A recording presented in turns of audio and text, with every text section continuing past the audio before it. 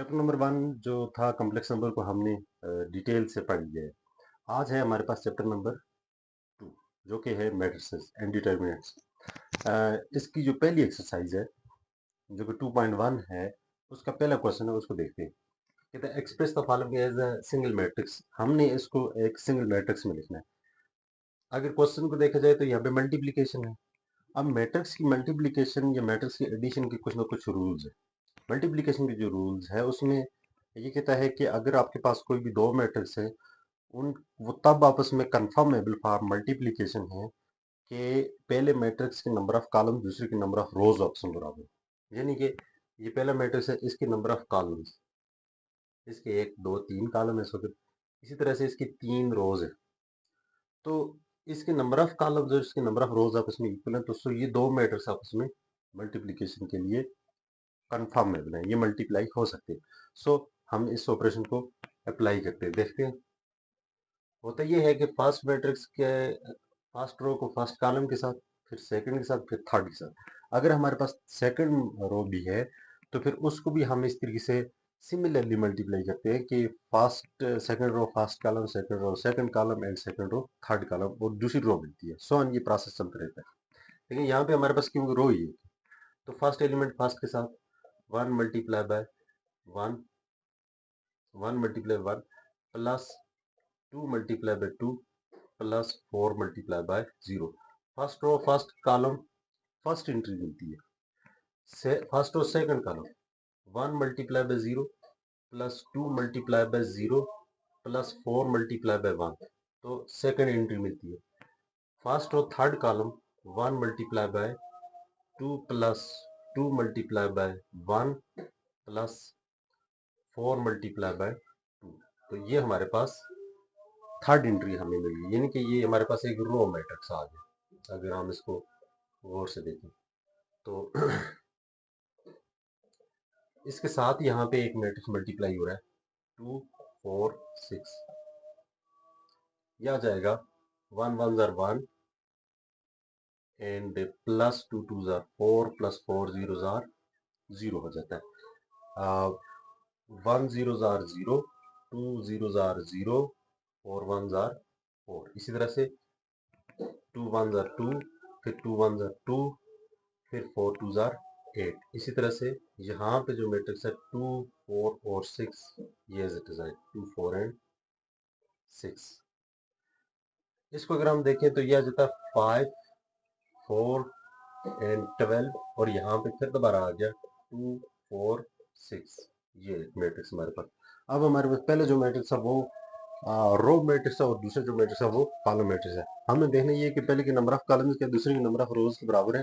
तो पहले के नंबर ऑफ कॉलम्स 3 है, दूसरे के नंबर ऑफ रोज 3 है, तो यस हम कंफर्म है फॉर मल्टीप्लिकेशन। तो हम फिर मल्टीप्लाई करते हैं। फर्स्ट और फर्स्ट कॉलम में एक ही एंट्री मिलेगी, तो मैं इसको ऐसे लिख देता हूँ 5 multiply by 2 plus 4 multiply bye 4 plus 12 multiply by 6।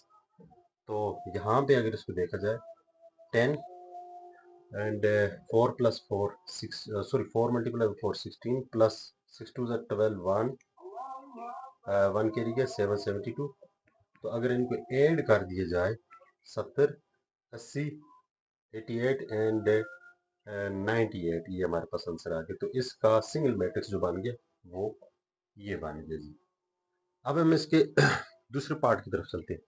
इसके जो दूसरा पार्ट है इसी क्वेश्चन का, वो कहता है अगर आपके पास एक रो मैट्रिक्स हो 1 -2 एंड 3, और कोई दूसरा मैट्रिक्स हो 2 -1 एंड 5, 2 -1 एंड 5, 0 2 4, -7 5 0, और उसके साथ इधर माइनस है, और यहाँ पे मैट्रिक्स है 2 -5 8 7। सॉल्यूशन में चलते हैं। क्योंकि पार्ट उसके वही है, वही हमने प्रोसेस रिपीट करना है कि पहले मैट्रिक्स नंबर ऑफ कॉलम दूसरे के नंबर ऑफ रोज को हमने मल्टीप्लाई करना है। अच्छा, यहाँ पे ये अक्सर प्रैक्टिस करवा रहे होते हैं। प्रैक्टिस कराने का मकसद ये होता है कि आपको चीज़ें जो हैं वो प्रैक्टिस कर कर कर कर के कॉम्प्लेक्सिटीज बीच में जो आती है वो क्लियर हो जाए। ठीक है, ये प्रैक्टिस असल में। पहले इसके नंबर ऑफ कॉलम 3 है, इसकी नंबर ऑफ रोज भी 3 है, तो हमें मल्टीप्लिकेशन के लिए ये कंफर्मेबल दोनों मैट्रिक्स मिल गए, तो हम इनको मल्टीप्लाई करके चेक कर लेते हैं। तो first row first column 1 multiply by 2 plus into -2 multiply by 0 plus 3 multiply by into -7 first row first column, first row second column, मतलब 1 multiply by -1 plus into -2 multiply by 2 plus 3 multiply by 5,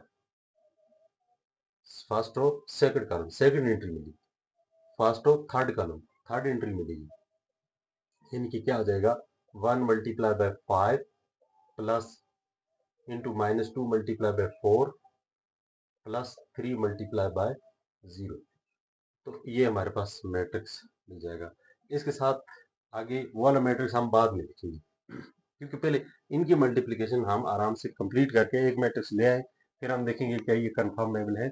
जब ये confirmable होगी तो we can say that कि ये दोनों matrix जो है आपस में कंफर्मेबल मल्टीप्लाई हो सकती है। तो देखिए 2 प्लस 0 -21, ये 0 हो गया, और 2 1 2 3 7 21, यहाँ पे आ जाएगा -1, यहाँ पे आ जाएगा -4, यहाँ पे आ जाएगा +15, इधर आ जाएगा 5 -8 प्लस 0, और माइनस अब यहाँ पे मैं लगा के इसको लिख सकता हूँ 2 -5 एंड 7।